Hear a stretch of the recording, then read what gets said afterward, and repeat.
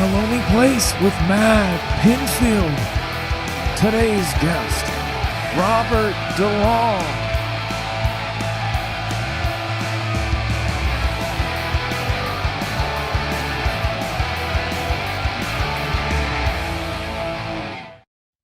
Welcome to In a Lonely Place. I'm Matt Pinfield, and remember, you're never in a lonely place if you've got music in your life, or it makes it a little easier, makes it a lot better. You know, we named this show after that Humphrey Bogart movie from the 1950s, a New Order song and a Smithereen song. I just thought it was perfect when I was locked up in my apartment on lockdown when the pandemic started. Well, you know, the pandemic's still going on, but we've been having a great time doing this show. And I'm very excited about our guest that we have this week because I became a huge fan of his when I heard his first single, Global Concepts. I just thought the song had so much life in it. And it was just the way I saw and loved dance music. I thought how alternative dance music should be. And I've been a fan ever since. So I'm really happy to have him join us on the show. And my guest today is Robert DeLong. Robert, good to see you, man. How you doing? Amazing. Good to see you. Yeah, you know, it's Robert. It's amazing. I think back, I can't believe it's probably now been, we first met maybe 7-8 years ago. I saw you playing, you were playing at the not Firefly Festival, not, so people don't think it's like the Fire Festival. They don't, Right. not that disaster, but Firefly is a thing in Maryland that they do, you know, like, or Delaware. It's somewhere down there. Delaware, yeah. That would have been 2013. Yeah, crazy. And it was great. And I interviewed you there for for some TV stuff. And it was really cool. We had met for the first time. And I remember I originally thinking that you were from that area of like DC, but then finding out you're from Washington State, you know, which is cool. So, because there's always been so much great music from the Pacific Northwest. Hey, so Robert, tell me about, you know, I know that you studied to be a drummer, and you were drumming in a bunch of like independent bands when you were starting out. But when you were a kid, what was the first music that you found interest in? What were the things like, what was the thing that drove you first to know that music was how you wanted to spend your time and be creative? Yeah, I mean, I think I was introduced to music via my dad. My dad was a drummer, and that's kind of where I picked up drums. I had his old Ludwig kit laying around the house, and he listened to a lot of like Pat Metheny and like a bunch of like fusion records, but also like he was listening to like ELP and Yes, and so that was kind of my like first foray into music. But I kind of grew up in like a Christian household, so there was a lot of that CCM floating around from the early '90s. Yeah, like DC Talk and Jars of Clay, and yeah, for sure, all that stuff. But yeah, I mean, it wasn't until I was in probably my early teens that I kind of found my own music, which was initially a lot of that like kind of pop punk, skate punk stuff, which, you know, quickly led to newer and weirder things than that. But yeah, so that's where I started, though, I guess. that's great. I mean, that was cool. So, I mean, when did you start playing in your first band at that point? Were you a young teen? Were you like 15, 16 when you started playing with bands locally in Washington? Oh, yeah. I mean, I think we started our first band. I think they were called No Leaf Clover at the age of 13. Yeah. And I was singing and drumming in the back. Yeah, we were terrible, but it was fun. We were making crappy punk music. So, but being terrible, you have to start by being terrible. I think everybody. I love that Dave Grohl. I had said that at the Grammys one year when he was kind of denouncing the whole idea of singer competitions and people telling you you're no good. And he said, you know what, you're supposed to suck. Start a band in your garage. And you know what I mean? And you suck at first and you get better and you just keep practicing. And I thought that was a cool thing because it's the truth. You know, everybody's got to start somewhere. Absolutely. Right? Yeah. And I think that, you know, so much of part of that is like, when you're a kid, just getting in front of people and playing music is like, you know, it's exhilarating and terrifying. And I don't know, that's something that I've carried forward my whole life. So, yeah. That's amazing. So what were those like? Did you do like neighborhood basement shows? I mean, because when you're underage, that's how a lot of bands started out back in that day. And even in my, you know, I like, when I was in bands when I was growing up, it was the teen center. It was the junior high dances. It was like whatever, you know, anybody that would have you, right? Yeah, totally. I mean, yeah, it was, I mean, up through high school, it was like playing the teen centers around town. And, you know, there'd be like weird community outdoor shows. And then, you know, somebody would have a show in their backyard. Definitely, like the teen centers were funny because they were both doing, you know, us high school, junior high, like shitty bands, but then also like they were like they'd have like at the drive-in there in the early days and stuff too. So it's, kind of a weird mix. That's very cool. I mean, I Yeah. can only imagine, and having really cool independent bands like them. You know what I mean? When you're a kid and you go see that, because they were pretty nihilistic live when they played. They were great. Oh yeah, it's like them and the Blood Brothers and a lot of that kind of like grindcore stuff happening in Seattle at the time too. So yeah, that was a blast, certainly. Yeah, it was great that you got to witness that as a kid too, which is cool. So then you went to college. When you went to college, you continued to study music, right? Yeah, so I went to college. I got a degree in commercial music with an emphasis in audio engineering. But my performance instrument, of course, was drums. And honestly, that's probably where I devoted most of my time in college was drumming. Just like between playing in jazz band, playing for little like jazz combos, playing in my indie rock band, and then whoever would pay me or pay me in beer. Yeah, exactly. Yeah, and but then all the while I was just producing, either bands I was in or just my own music. And I was just living and breathing music, and I nothing's changed really. It's still the same now. But yeah, it was great. It was a great time to kind of cut your teeth, and having access to all those resources in college is huge. Like just being able to take over a studio for a night, and like I don't know how to use this microphone. Let's figure it out. That must have been cool. I mean, that's the thing about making that jump from high school is when they do have programs like that where you like you said you have equipment. So did you kind of hone your craft that way, like experimenting in there and figuring out how different things worked? When you started learning, audio engineering, I mean, you basically were practicing with local artists, right? And it was producing local bands, I'm sure, right? Yeah, I mean, it's funny. By the end of high school, I kind of had started getting into electronic music. So I was like producing on my computer at home, in like Fruity Loops or whatever, like making these kind of weird little electronic hybrid tracks that were like bad postal service or something. But it was college that I really dug into the audio engineering thing. And it was just by playing in bands, honestly. And we just had to figure out how to record them. And, we were into, kind of more, I'd say non-traditional kind of experimental indie stuff. So we were trying to emulate that as best we could. But of course, it was you're learning. So yeah, you go along, a lot of failed experiments, but that's the whole point. So I mean, it is. Yeah, I mean, it's all trial and error, but that's the beauty of it too. And as happy accidents and good things that come about from that, right? For sure, yeah.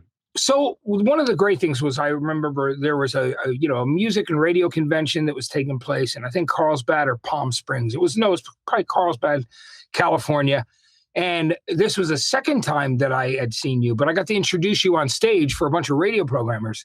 That's right. And I loved just that you blew everybody there away, because I love the whole one-man show that you were doing. And so tell me, was that something that you started doing out of necessity, and something you found that was really interesting? You're like, I'm going to do this stuff on my own. I always loved that. And, again, the drums were very dominant, which I thought was one of the cool things too, because you could actually play. You weren't just, you know what I mean? There was a lot going on. Yeah, I mean, the one-man show really came out of I was playing in so many bands, and I was kind of just sick of the whole like process of wrangling a bunch of people together and trying to get people to learn parts, and I didn't have any money to pay people. And it was also like I'm a really obsessive person. When I get stuck on something, I hyper focus and I just go all the way. And so I don't know. I was just trying to figure out how am I going to do these songs that I've been writing, and this is back in probably 2007, 2008, so like very end of college for me. And yeah, I just like would kind of just put myself in our garage studio and just work on this stuff all night. And eventually, it kind of came out to be something unique that was so, just unique to me, like so my thing. And so when I started playing out, I didn't really realize what I was doing. But when I started playing out, it was like immediately people were like, I've never seen anything like this before, especially at a coffee shop in Glendora or something. Yeah, exactly. They're used to the singer-songwriter like doing a Joni Mitchell cover or something, right? Or right. That's amazing. So yeah, I love that you would take that and do it in a place like that. I mean, it was the cool thing. That DIY vibe of doing it, but it still had so much energy and passion in it. Which I thought was so cool. Yeah. I mean, that's something I've always thought. First of all, I mean, I don't know. When I get into performance mode, I'm like I'm just feeling it, But then also as a drummer, I've always approached live performance from that, like, it's a physical thing. It's very physical.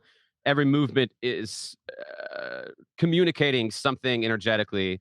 Um, and I think that to me is like what I tried to like translate into electronic music, which is just something you just don't see much in electronic music, frankly, because it's like technical. People are turning knobs slowly. It's like, I Yeah, don't know. I know, and it's that's why it was such a breath of fresh air when I saw you playing live because you were I mean it had every aspect that was to me important. It had the rhythm, it had musicality, but it had the performance energy, and it had cool lyrics and melody as well. So all those things going on, and I think your love of a lot of indie stuff that you grew up on probably also helped in that way in informing you. You know what I mean?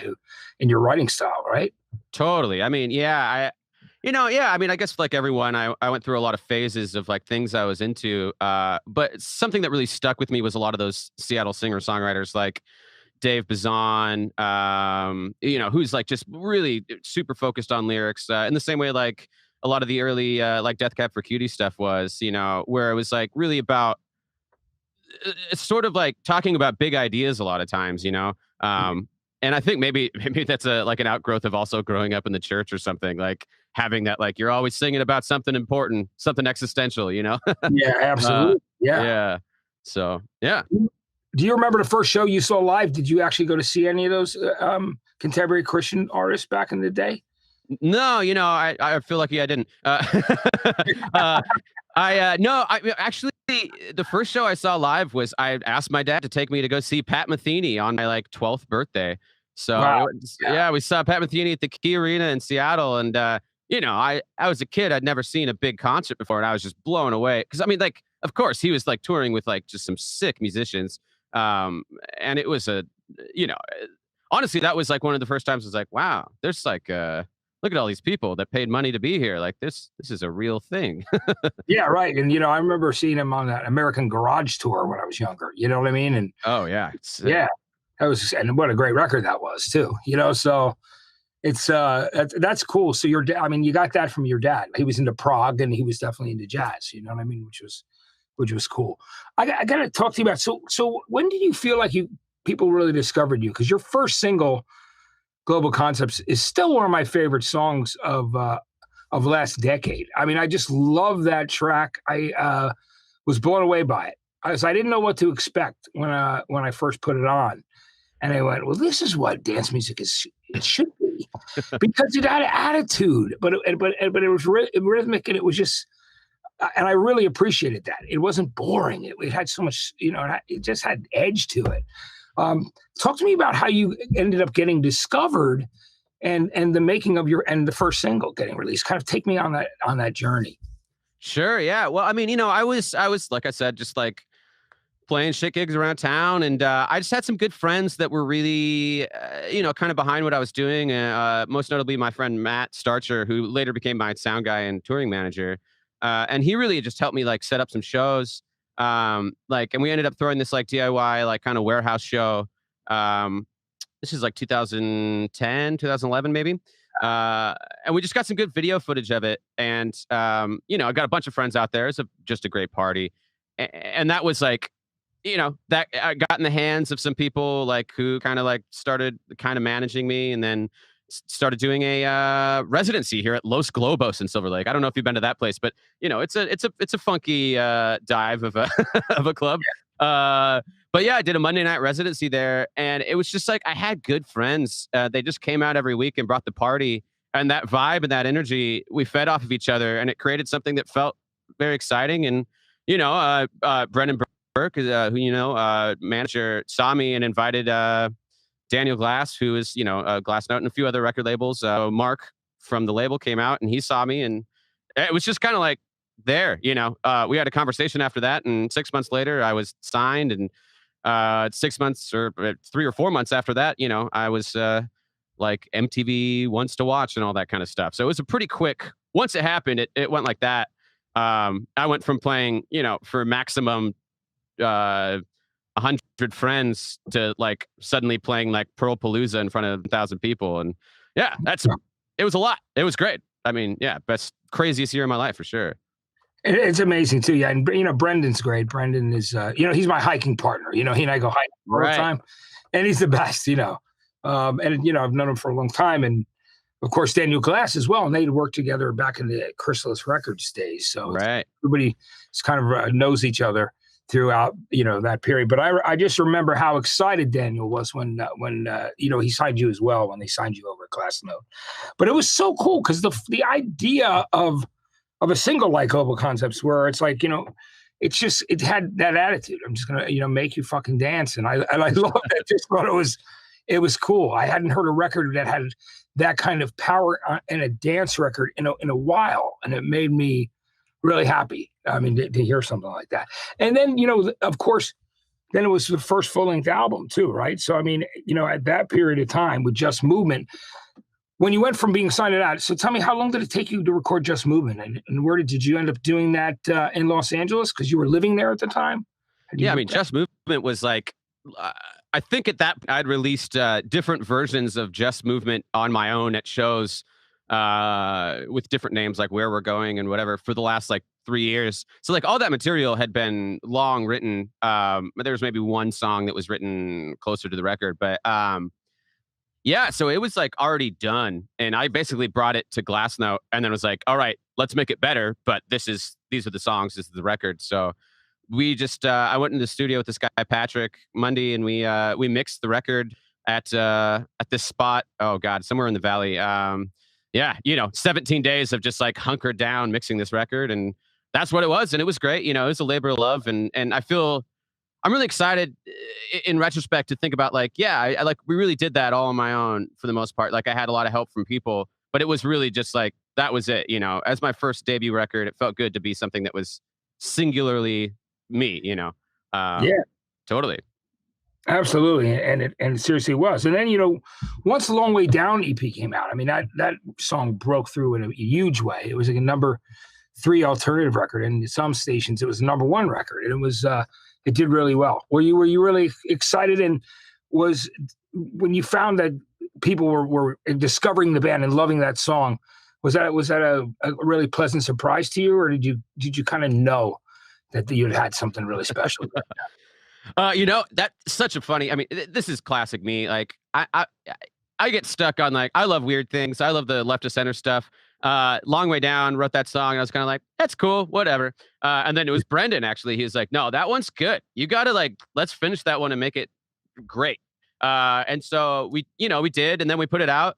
And, it was a slow burn at radio, but it just kept growing over the course of like 6 months. So it was like that kind of like, oh, wow, this is cool. It's doing better. Oh, wow, it's doing great. Oh, shoot, like we're in the top 5. That's insane. But it was because it was kind of a slow ascent. It wasn't that immediate, like, oh my God, let's pop a bottle of champagne. But yeah, no, I mean, it was amazing, and that opened a lot of doors, and certainly, it's so funny because radio is like such a weird thing. It was suddenly like places like Buffalo, I had fans, and places like Houston, I had fans where I never would have before. So that's cool. Yeah. Yeah, that must have been a blast. I mean, just all of a sudden when all that started happening, and and touring on that EP. Now, how much time was it in between that when you started working on the stuff for In the Cards, and what was different about that process in making that second record? Yeah, well, I mean, I guess I was always kind of just working, basically since releasing Just Movement, I was always like toying around with ideas of what would be the next record, but it was probably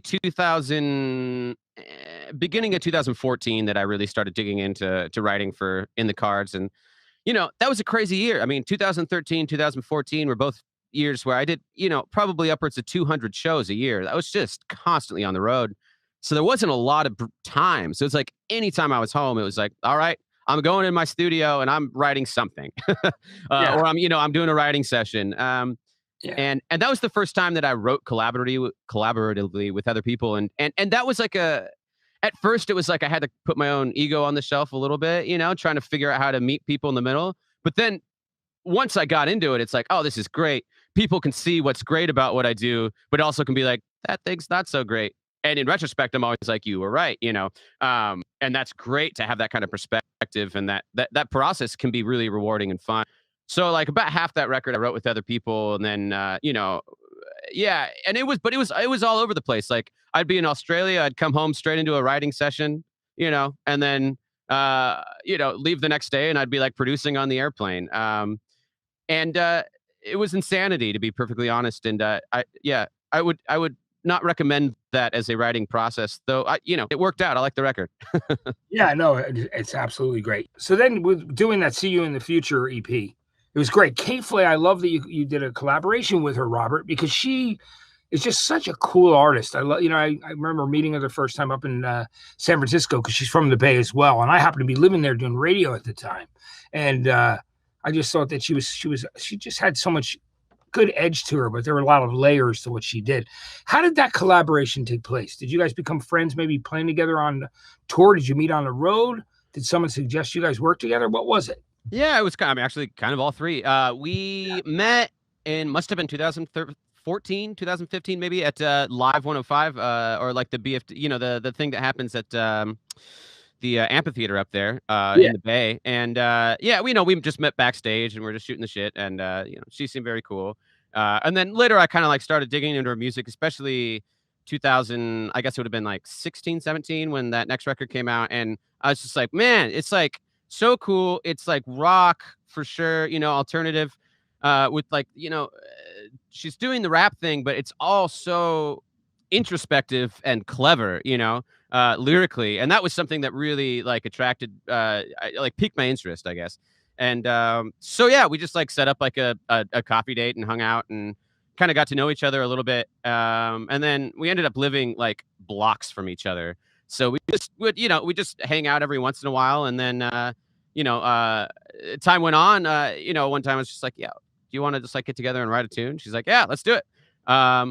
And it was great. I mean, it was just like such an easy. It was about the easiest song I've ever written. Like we were just like in the studio. I don't know. I don't know how to describe it. It's like, just the lyrics were just coming out immediately. The ideas were just coming out immediately. Like 3 hours later, we're like, all right, we did it. I mean, it is a great song. I can't believe you guys wrote it in that short period of time. Favorite Colors Below. It's great, Yeah, thanks. Yeah, no, but that was great. I mean, I love her. She's so amazing, and we've written together a time since then, both for her and me. And yeah, I mean, I'll have a song that I wrote with her coming out soon. So yeah, cool stuff. Will it be on your next record, or will it be on hers, or is it? No, it's for me. It's one of my tunes. Yeah, she's not singing on it or anything, but just like I think we both kind of have a mutual connection of like kind of understanding each other's brains a little bit, even though we're very different people. I think she can like kind of see me from a mile away and help me express some of those things that I sometimes struggle to spit out. But yeah, it's cool when you have somebody who's a muse like that you can work with. You know what I mean? In that totally. Way. Which is great. So when you did a "See You in the Future" EP, that was it was very cool. And there were things like First Person on Earth. Coming out of that. I mean, I just tell me about, that.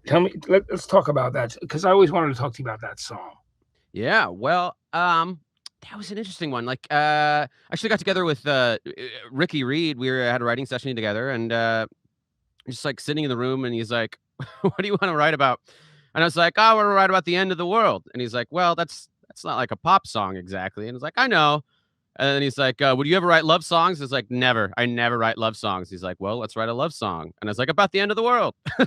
And so kind of, and that was the genesis of it. But I mean, like really, it was interesting. It was kind of like using a long-term relationship as sort of a metaphor for maybe like something even more, I don't know, existential. But yeah, that was like that one, I don't know. It just the track kind of came together really quick, and it was just like this one just feels special and different, but not in a way that I feel like it's like saccharine or too overly sentimental or something. Yeah, you're careful not to do that, right? I mean, it's kind of like a thing that you want to make sure you don't go in that territory, right? Yeah, I think it's just because it's not my personality, Right. Yeah. I mean, because I love sentimental stuff. Like I listen to like Phoebe Bridgers all the time, but She's it's like kind of a local, right out here in LA, right? Oh yeah, she's great. I always see her walking around the reservoir actually when I'm running. Yeah. Oh, that's great. It's cool when you run into people like that when you're, Yeah. I love her albums. She's been great. She's killing it, you know? Yeah, I mean, another just like lyrical, I don't know, savant, like beyond her years for sure. Yeah, But absolutely. yeah. Yeah, you wouldn't believe she's that young. It's crazy. Talk about Revolutionary too on the EP for me. Sure, yeah. I mean, Revolutionary was, another song that was just.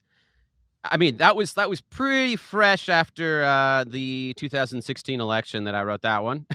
Yeah, There's a lot on our minds, but I mean, Revolutionary more than anything was like really just like, kind of dealing with this like insane social media culture.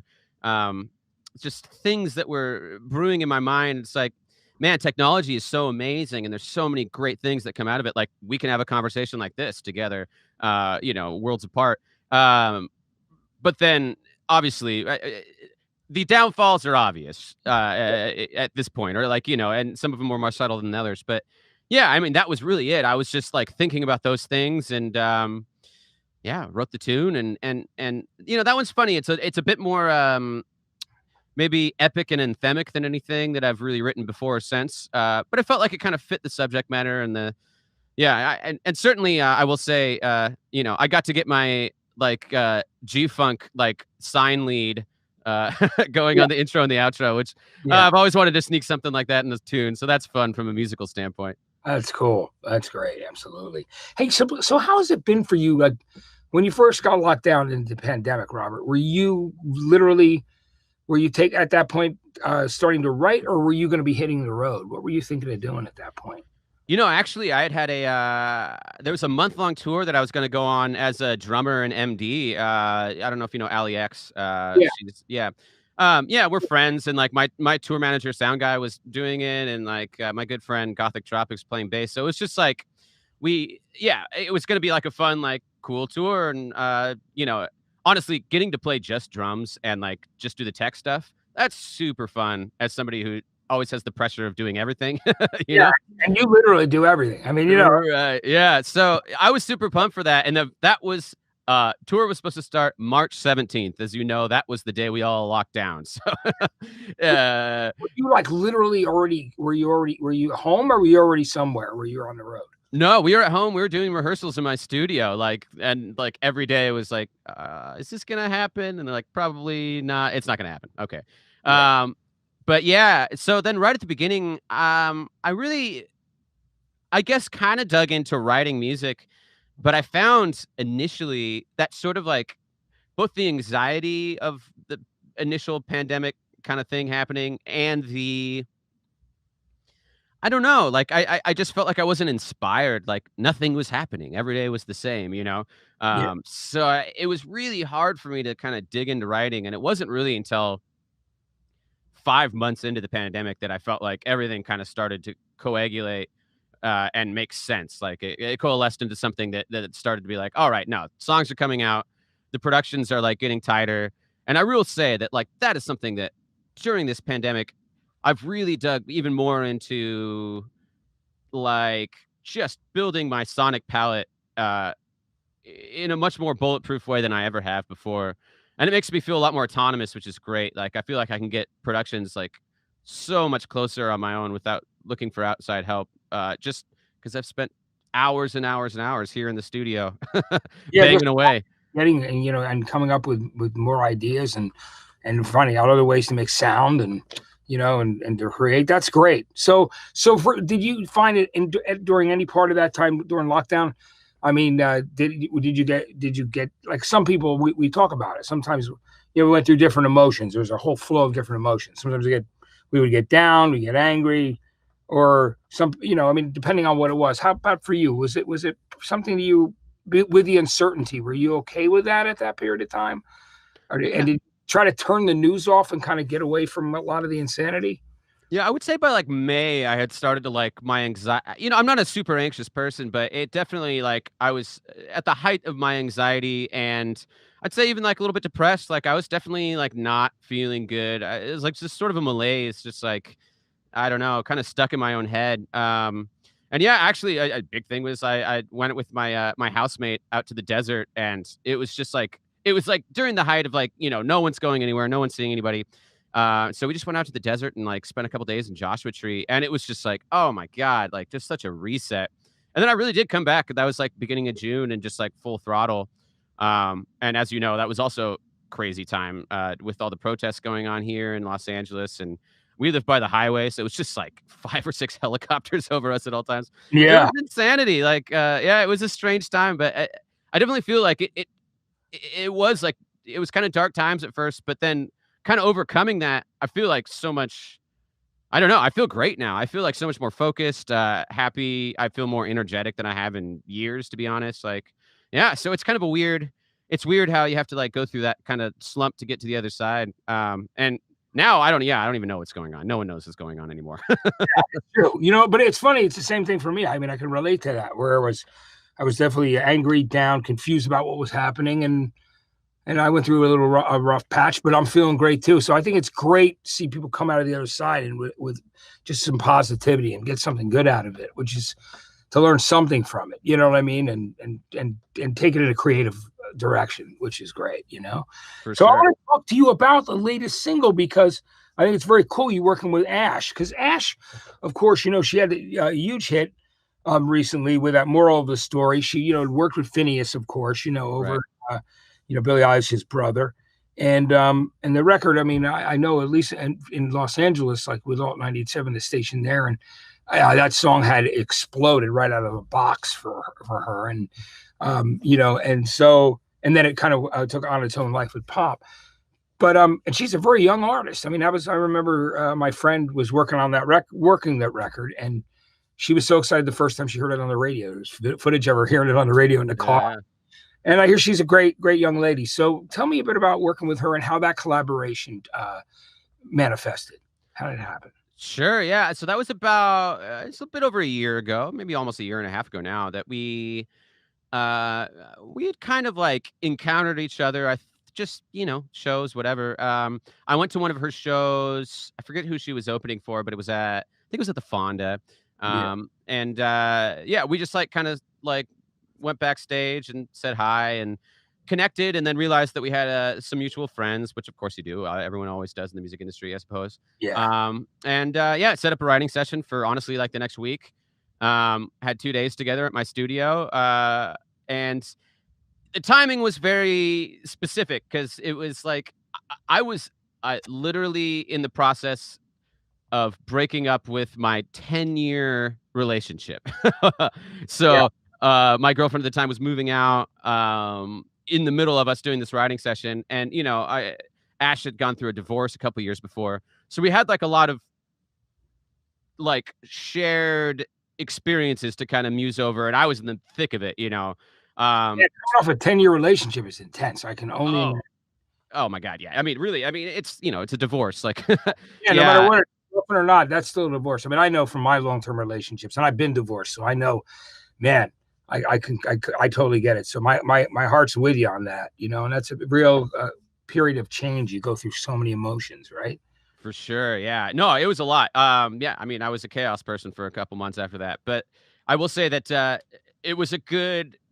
I don't know. We were able to kind of distill and capture that emotion and use it in two different. We wrote 2 songs together. The other one will come out sometime later on an album. And the other one's more like specifically addressing that kind of thing. This was kind of almost a playful musing on Better in College on just like how people change over time and how your image of somebody. I mean, in my case was like somebody that we literally got in a relationship like days after college in a sense. And how, I mean, by the time you're 30 something, you have changed. It's so much. I mean, every year, right? I mean, yeah, especially in those years, I mean, more than any. I mean, I guess right. you continue to evolve as a human being if you want to believe that, definitely. And I see changes through the years, but those years especially, right? Coming out like 21, 22 from college, and then you know what I'm talking about. It's just like, yeah, you evolve as a human being. You think you know so much when you're so young. I know I did. I thought I did. Yeah. And I thought, like, what? I look back and I go, I didn't know shit. You know what I mean? Or like, that was it. But I mean, there were a lot of things about life lessons I needed to learn. You know what I mean? And you just your perspectives change and grow. So I guess the better in college. So that's kind of the reflection on that, right? That same kind of thing and change.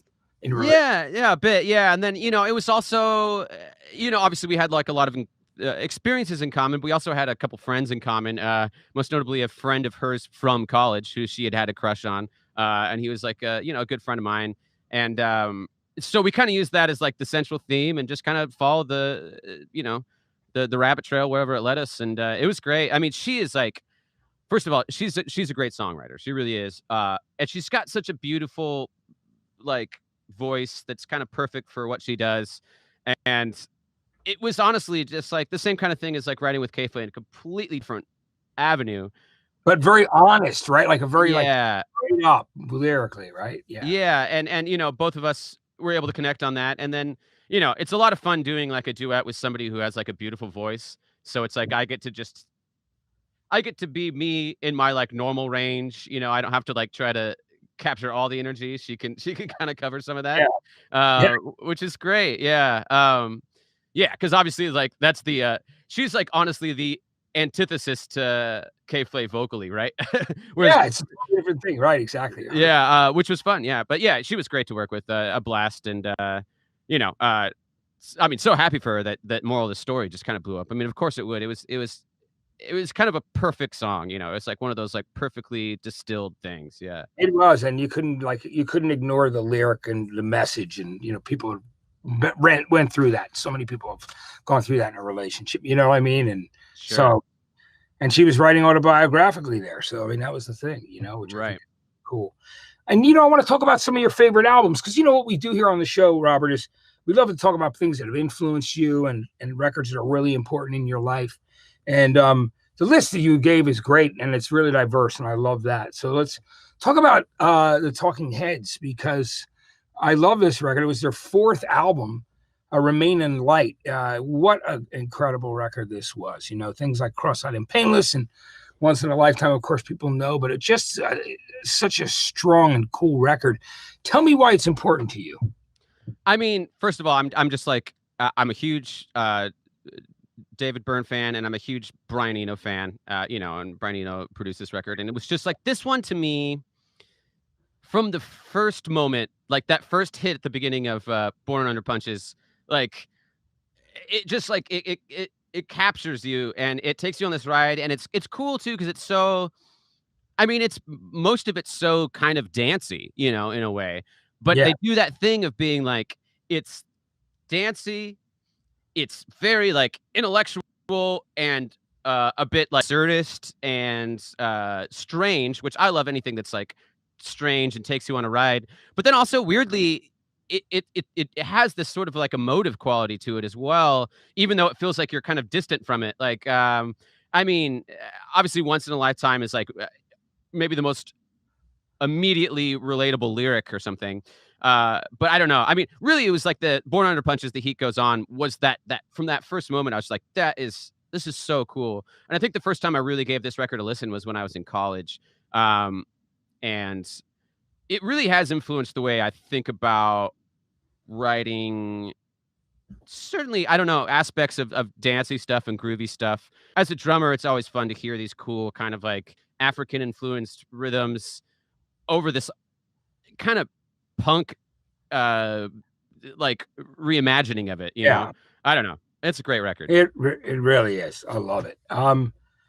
Now the next record that you picked was Pink Floyd's Dark Side of the Moon, which is, of course, it's an epic record and one of the most famous concept albums ever. Right. And and just for a lot of people, ground zero when they got into electronic music, because it was one of the first records that reached that many people Right. when it came out. So tell me why it's so important to you. Is this something that you that your dad played too, and that your parents were familiar with and fans of? Yeah, I mean, I think my dad introduced me to Pink Floyd with Dark Side of the Moon, and then like Gumma. Go backwards into somewhere. Yeah. Dark Side of the Moon is where my dad stopped with Pink Floyd. He's like, everything after that was too mainstream. Adam Hart, Mother, and stuff like that. And Yeah, even Metal Obscured by Clouds, all that stuff, right? Yeah. So yeah, I mean, this one just to me was like, I dug into this record when I was in high school, and it was just so obvious the reasons that it was important, because you hear the musical heritage in it you know, in hindsight, like all these sounds are things that wouldn't have happened if this record didn't kind of set the precedent for that and bring it to, you know, I think this is like, to me, my favorite Floyd record because it has the conceptiness that Floyd has, but it does it in a way that's less pretentious, I think, than some of the later iterations. Where it's also like, it's just good songs and cool. Like it's another, I love anything. I think this whole list of records, it's like everything is a ride, like from start to finish, right? Yeah. And this record is such a ride. I mean, it's like, it just doesn't stop. And, you know, I mean, like such cool things like On the Run, which is just, I mean, essentially it's just like electronic noodling, but it's like kind of cruising and like with all this weird art stuff going on. I mean, like, yeah, I don't know. This record, and then lyrically, I mean, it's quite, some of it's quite profound, or like it's, you know, it's very, I don't know, it's like astute musings on like existential concepts, you know, and you know, in a very like kind of like their early 20s like stoned armchair way. But yeah, I love it. Great. It is true. There's some I mean, the songs are great on that record. Now you picked third, the Beatles' Sgt. Pepper's, and you know, what a record, of course. I mean, it's the original, certainly one of the original concept albums, if not the first one that, you know, people really grab a hold of and inspired so many other people, right? I mean, you know, that and Pet Sounds. So tell me about your love for this record. I mean, this one for me was like, you know, it's kind of funny. It's like Dark Side of the Moon and Sgt. Pepper's are like the most obvious kind of records in a way, but I think they really do kind of fit my personality in the sense that, again, I love anything that's like kind of psychedelic and concepty and takes you on a ride, but then also has great songs. And you know, obviously the Beatles, like they wrote 4 bad songs, maybe, you know. It's like, you know, every song is a fucking banger, and it's, even if it's like corny and cheesy, they always like twist it in a way that's like fun and cool or psychedelic or a little like tongue in cheek. And I mean, my favorite Beatles song, and one of my favorite songs of all time, is A Day in the Life, because it's such an epic adventure. It really, like, you lose yourself in the ride and you kind of forget what happened before once it goes through that like maniacal swell, you know, and then like pops in with the piano, like Woke Up. Like that, I don't know. That song to me, I mean, I end every single one of my headlining shows with the sound at the end of that record. Yeah. You mentioned the last chord, the long chord. Yeah. Yeah, it's, so I don't know. I mean, this one to me is like kind of obvious and on the nose, but it's just great. I mean, and if there's a kid out there that hasn't heard this record, go listen to it now. I mean, one of the greats. It really is. Like you said, there's very few things the Beatles did that weren't good. I mean, like maybe a cover of, one of my least favorite thing is the cover of Mr. Moonlight. I mean, it's just a terrible, you know, it's like that. Yeah. They probably had, we got to write, you know, at that period, they didn't make 3 albums a year and a bunch of singles. So they're probably like, what do we do from our Hamburg days? Oh, that song, Mr. Moonlight. We'll throw that together. Doesn't stand up to any of the other stuff they did. I mean, a lot of the covers they did amazing versions of. But anyway, I'm glad you picked that. Now, what I love that I think a lot of people may or may not know that are watching us is that you picked an album from Boards of Canada, which is this duo from Scotland. People would think they're from Canada, right? With a name like that. But, you know, like, would you throw people off? Hey, those guys must be a couple dudes from Montreal. No, they're actually Scottish guys, right?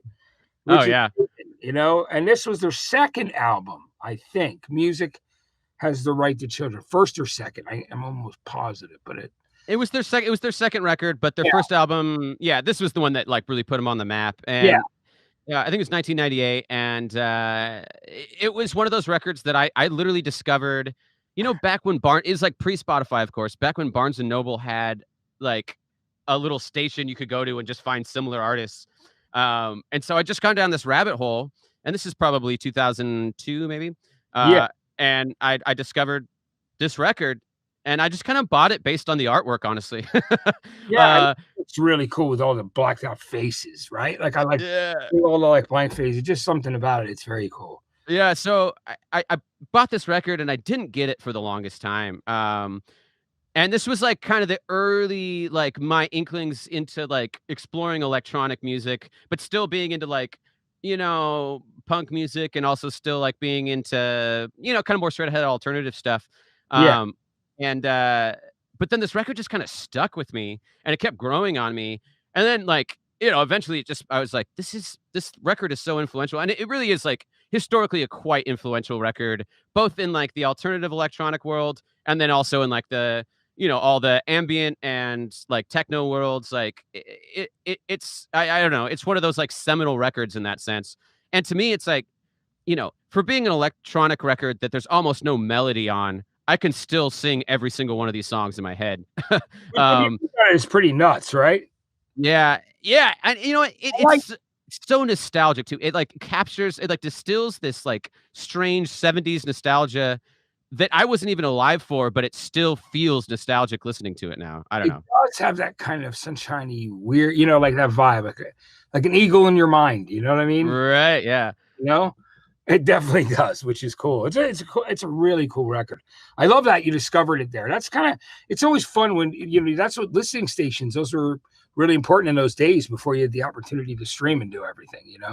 Right. Yeah. I mean, I wasn't like I wasn't going to like record stores a lot as a kid, but I would go downtown to Seattle and like to Fremont. I forget what the record store was down there, and just go through the CDs and just listen to just everything and bizarre stuff that I would never buy, which I probably now would love. But yeah, yeah, but you would just like try because it was fun. Would you get lost in there for like an hour or so and just keep bringing more CDs back to the listening thing, or? I would have stayed there all day if it weren't for the fact that I always went with friends. Yeah, you were probably more interested in hanging out, listening to music than they were. They were like, "Let's go, man!" Right? Yeah. Well, we were probably on the way to a show at the Showbox or El Corazon or whatever back in the day. But, right. Yeah. Cool though. Were they always cool about you? Like, did they mind how long you stayed on the listening stations? I always wonder. No, I mean, I was definitely low level crate digger, not like not like the serious people that spend 90% of their time there. Yeah, I get it. That's cool. That's funny. I do love that. Now you picked for Radiohead have so many great albums. In Rainbows was certainly an amazing album from the band. Yeah, it's funny because it's a funny choice. Obviously, I think I picked it because I'm one of those annoying Radiohead people that likes Radiohead too much or did at some point. I was super obsessed from the age of probably 17 until like 25. Like I remember going through back when there were like iTunes hacking programs you could get and like going through like the dorms and just downloading like everyone's bootlegs of Radiohead live shows and just like studying them and trying to find the new songs or whatever. But anyway, I chose this record because it came out at a time when I was like going through a lot of just like personal shifts. It was like mid-college for me. I was like changing my whole like theological outlook on life, which is a big thing for me. And it just kind of came together at the perfect time. And I will say this record has a lot of great songs. It does. Yeah, and it coming out of like Kid A, Amnesiac, which was kind of more their super experimental stuff for the time. This one felt special, like it was like the right combination of electronic and the pop writing. Right. And then of course they've gone just wild since then, which is cool in its own right. But yeah, this one to me was like the right thing at the right time. And then that middle song, All I Need, references. I love this. It's stupid Radiohead lore, but it references Roy G. Biv, which is Boards of Canada song on Music Has the Right to Children, and it does it. It's like right at the midpoint of the record. The record's called In Rainbows. I don't know, dumb Radiohead lore. Who knows if it means anything? But I love it. No, cool. That's how big. Fans were so into them back in those days. Like in the Meeting People is Easy documentary, like I'm in that, and I'm the only person in the entire movie that he likes. That's the idea of the film. Like, he's laughing with me and having a good time. So when I would meet people that didn't have any references, knew me from like musicians that came over from England because I was on TV in America, they'd go, "Oh, you were the guy in Meeting People is Easy, the only guy that everyone likes," which was pretty funny. And that's incredible. Oh yeah, I forgot. I watched that actually a bunch of times. That's so funny. I didn't. I've never made that connection until now. Well, yeah, that was it. It was funny because I'd done a bunch of stuff with them, like throughout the Bends, and was a really big supporter of them. And during OK Computer, the tour, we were getting ready to do an interview for 120 minutes, and their filmmaker just said to me, he goes, "Hey, mind if I put a camera on the wall while you guys do this?" I'm like, "Sure, man, go ahead." And that ended up in the film. So amazing. Which is really cool, you know? Yeah. Oh man. I mean, OK Computer would have been the other one. I mean, but In Rainbows is cool, and I think it's a little different. It kind of reflects, again, sort of my aesthetic a little bit. So yeah. I love it, like House of Cards. There's so many great songs on there. Now, with the next album that you picked was really cool that you picked this one. Pole 3, Pole. And I was talking about the fact that a lot of people may or may not know that this is a German producer, DJ, like the different things that he does. Tell me about this record and how you discovered it. It's one of those records that I heard years and years ago, but it was actually during quarantine that I just kind of became obsessed with it. And I think it's like the perfect music for quarantine. Almost nothing is happening. But I feel like this reflects a certain part of my personality, which is like I love ambient music. I love techno. I love dub techno. And this kind of captures that like very subtle kind of, I don't know. I'm always looking for music because I make pop music. I'm always looking for music that takes me out of thinking about music in a technical way or something, and just helps me kind of just become part of it. And that's music I use for when I'm running a lot, or hiking, or like just background music or whatever. And I also do love going out dancing. Like I love techno and house music. So I feel like this one just kind of aesthetically aligns all those kind of different aspects of my personality, which probably aren't represented in a lot of other records. And I love that I mean, I don't know, the lore behind this record is it's literally, he had like a bad filter on his like on some of his studio gear, which makes all the weird cracking and popping sounds. Which are cool. They give it character.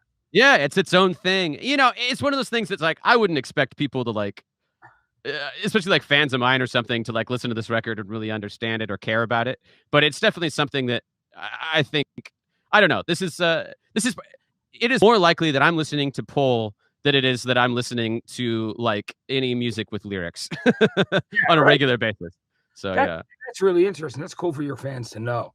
Now I love that. So the last record you picked, I thought was great because it does give you a nod to, the kind of music that comes from your area up there. And it's Death Cab for Cutie, going back to their second album. We have the facts and we're voting yes, right? With election time, with the election of this year and everything else. I just thought great title as well. But this is, tell me why this record was one you loved. I know that this was, a lot of these songs were recorded at their parents' homes. Like they were over like a 5-month period. They were like actually doing a lot of stuff at home. It was really interesting. Chris Walla, Ben, those guys just doing their thing, Tell me, love this record. I mean, it's the one that stuck with me the most because it's the one that I started listening to. It was the first record that I really dug into of theirs, and it was like the one that was out when I was like going and seeing them, at the Showbox at every chance I had, and I was like a 16-year-old, and it was just like, it does that thing of like capturing sort of that melancholy, but he has his like Ben Gibbard's like cool songwriting thing, but it's kind of in its infancy. So I loved it because it's almost like the lyrics almost feel abstract because they're so specific. Like you could tell there is a specific story that this is about, but he's almost obscuring it by being just so detailed with it. And I love that about that kind of songwriting. And it also, like, I mean, there's a couple songs where it's like they go as slow as a song can go. For the effect, it's like unbelievable, right? Yeah, but then also like some of them are like fun and strange, it's cool lyrical twists. And to me, it's just like one of those records that it's nostalgia. I could turn it on at any time, and it makes me like tear up a little bit because it's something that connects me with my past, and really like it reminds me of an era, like rainy days in October in Seattle, like listening to this record on my Discman while on my way to go see Built to Spill at the Showbox, that kind of thing. That's a great show to go see, right? Oh yeah, loud, love it. Built to Spill. It's funny, when I met the guys from Death Cab for the first time, we were on a plane leaving Seattle. I was at a wedding, And I walked into the plane, and Ben Gibbard goes, "Hey, Matt, I'm Ben Gibbard from Jeff Kept for Cutie." And he goes, "Yeah," he goes, they were fans of 120 Minutes. You want to tell me that?" And then we were sitting across from each other in an aisle. So we were DJing for each other with iPods, sharing music with each other the whole flight. And that's how we ended up meeting each other. And eventually I took him record shopping around New York City, and we bought stuff for each other, which was so cool. Like things that, like, he's like, "Well, you don't know this, you should hear this." And I'm like, "Oh, you'll love this." Like, it was really, we spent a whole afternoon in New York City when there were a ton of record stores still. You know what I mean? Amazing. Man, that's cool. Yeah, no, I mean, he was just one of my heroes. And obviously, like, the Postal Service was so influential for me too, for obvious reasons. Like, it was that record that took the indie pop thing and combined it with like electronic music and even a little bit of like dance flavors in a way that no one else had. And that would have been my other like runner up for the list. But yeah, like, I feel like because of that, I've always had this affinity for Ben Gibbard. And, I think early days of me singing, I was trying to emulate him as well. Yeah, well, nothing wrong with that. It's a good place to start for sure. Ben's great, man. Yeah, totally. I love his music. I love, so it's so cool. I mean, Chris Lee, even Chris, I was disappointed. I was sad when Chris left the band, but I'm also think, they're still putting out great songs and great music. So, for sure. Because Ben's great too. And his solo stuff is amazing too. So, but anyway, so I got to tell you, Robert, I want to thank you so much for coming by. But I have one last question is, how much stuff do you have prepared for your next record already? So your fans. Well, depends on who you ask. If you ask me, I have 100 songs. Who knows? Yeah, I mean, it's funny because what gets released of my material is always, the stuff that feels like Robert DeLong, but there's definitely like stuff that is very different that's going to be on the next record. I'm really excited to kind of share that. I mean, certainly stuff that's like a lot more. I mean, it's a lot more like almost rock based on some level, but from the lens of my like maximalist production thing, and some of it feels like it could be alternative rock. Some of it feels like it really could be like a punk song. Some of it feels like it's like, I don't know, like electro or something. So it's really kind of all over the place, the stuff I've been working on, and I'm super pumped to get it out there. And like, yeah, I even have like a cool like dub song, which I'm pumped on. I got really deep into a dub phase during quarantine. I was listening to like Scientist and King Tubby every day, Full on real dub. Yeah, that's great. Yeah. Real dub. That's great. Old King Tubby stuff is cool. Yeah. Yeah, Robert, listen, I want to thank you so much for doing this today. It was great to have you on. You know what I mean? It really was a pleasure. And I hope I run into you in Silver Lake, man, because, maybe that or Los Feliz, Fred 62, somewhere around there, like in the neighborhood, anywhere. Sure. There's a lot of great places, Lila Thai, Green Leaves. I'm always like somewhere eating around like Silver Lake. You know what I mean? Love it, yeah. Do you get out to any of those restaurants that are having outdoor food these days? Or? I've been out to like 2. Yeah, I don't know. I've been kind of just staying insular. But yeah, I mean, I definitely am like open to it. I went out to Casita del Campo. Anytime I can have like chips and salsa and margaritas like outside, it's pretty great. Yeah, I was there with a whole group of people like 2 weeks ago. I love that. But we were distancing, just so people watching know we were being safe. Hey, Robert, this was great. Thanks for spending the time with me today. And once again, I want to let everybody know, Better in College is the latest single. It's great with Ash, and the new album will be coming soon. So, Robert, we'll see you soon, man. Thanks for hanging out with us. Yo, thanks so much for having me. It's been a blast. Yeah, it was really a lot of fun, Robert. You take care, man. We'll speak to you soon. All right. Talk soon. All right. You got it. That's Robert DeLong, everybody. And I just wanted to tell you, go back and check out his whole catalog. He's got a lot of great tracks. Start right with the new one, Better in College, and go all the way back to the beginning with Global Concepts, which is still a phenomenal song. But he's just such a great artist, and he's always really also incredible to see live. He's just got a great live show. Anyway, this show is In a Lonely Place. You're never in a lonely place if you've got music in your soul, in your life.